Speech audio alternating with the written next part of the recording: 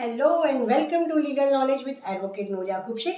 आज का हमारा टॉपिक है मेंटेनेंस। मेंटेनेंस आप कोऑपरेटिव में रहते हो या आप कंडोमिनियम में रहते हो या फिर आप किसी एडहॉक बिल्डिंग में रहते हो जो ना ही कोऑपरेटिव के रूल्स फॉलो करती है ना ही वो मोफा के रूल फॉलो करती है, तो आपको मेंटेनेंस देना है। मेंटेनेंस मीन्स आपका कॉन्ट्रीब्यूशन टूवर्ड्स दी सर्विसेज।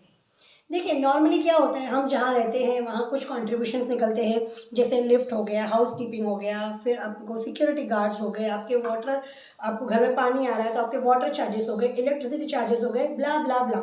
इन चीज़ों के लिए आपको मेंटेनेंस देना होता है। और जब हम किसी ऐसी जगह रहते हैं जहाँ पर हम कॉन्ट्रीब्यूशन करते हैं तो वो कॉन्ट्रीब्यूशन मेंटेनेंस हो जाता है।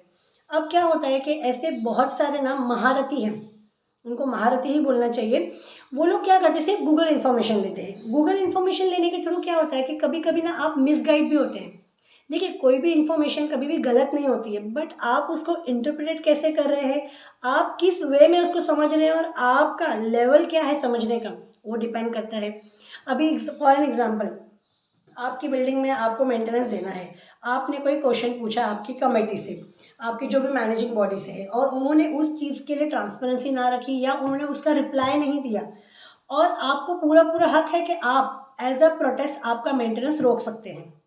लेकिन किसी भी कमेटी को, चाहे वो कोऑपरेटिव हो, चाहे वो एडहॉक हो, चाहे वो कंडोमिनियम हो, उसको राइट्स नहीं है कि वो आपके वाटर कनेक्शन डिस्कनेक्ट कर सकते हैं, आपका पानी बंद कर सकते हैं, या आपको बेसिक लिविंग सर्विसेज जो है वो आपको स्टॉप कर सकते हैं। और अगर ऐसा कोई कर रहा है तो उसके ऊपर आप एक्सटॉर्शन की एफआईआर कर सकते हैं।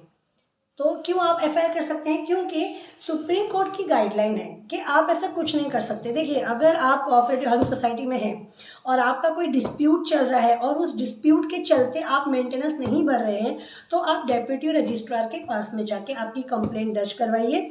वहाँ पर आपके उन चेयरमैन, सेक्रेटरी, ट्रेजरर, जो भी आपके जॉइंट ट्रेजरर है उनको बुलाइए। वहाँ पे प्रॉपरली आपका एक ट्रिब्यूनल टाइप प्रोसीडिंग होगा।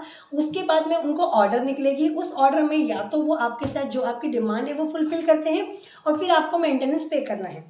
अगर वो भी ना हो रहा है, आप कंडोमिनियम में हैं और कंडोमिनियम में अगर रूल्स फॉलो नहीं हो रहे हैं, तो आप तभी भी डीडीआर के पास में जा सकते हैं। क्योंकि डीडीआर को इंटरवेंशन करने के लिए एज पर बिल नंबर 40 मोफा एक्ट उनको पावर है कि वो लोग उनको बुला सकते हैं, सम्मन इशू कर सकते हैं और उन पर प्रोसीडिंग कर सकते हैं।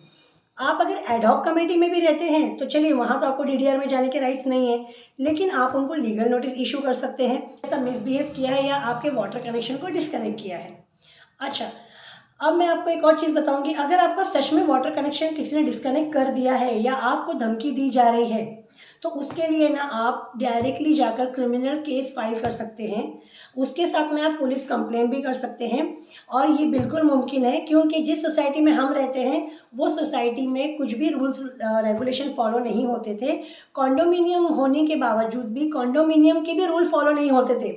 एक ही पर्सन है जो सेक्रेटरी और ट्रेजरर बनकर वहाँ पर रह रहा था।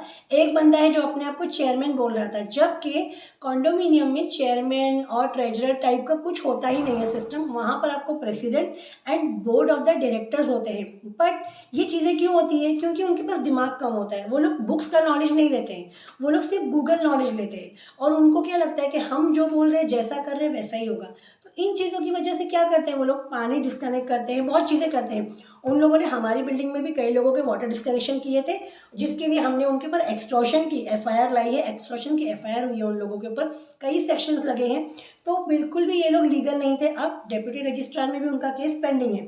तो अगर आपकी बिल्डिंग में भी ऐसा कोई धांधली हो रही है जिसमें कमेटी मेंबर्स पैसे खा रहे हैं, ट्रांसपेरेंसी नहीं है, आपको मेंटेनेंस ज़बरदस्ती फोर्सफुली देने बोल रहे हैं, या आपके मेंटेनेंस ना देने पर आपके पानी के वाटर कनेक्शन कट कर रहे हैं, और आप चाहते हैं कि मैं आपके इस मैटर में इंटरवेन करूं, या आप मुझसे कंसल्टेंसी लेना चाहते हैं, या मेरी हेल्प लेना चाहते हैं, आप लीगल गाइडेंस लेना चाहते हैं, तो डिस्क्रिप्शन में दी है डिटेल्स, आप वहाँ से मुझे फॉलो कर सकते हैं, मुझे ईमेल कर सकते हैं, आप मुझे कॉल भी कर सकते हैं, मेरी अपॉइंटमेंट भी ले सकते हैं। मैं आपको ज़रूर ऐसे लोगों को सबक सिखाने में आपकी हेल्प करूँगी।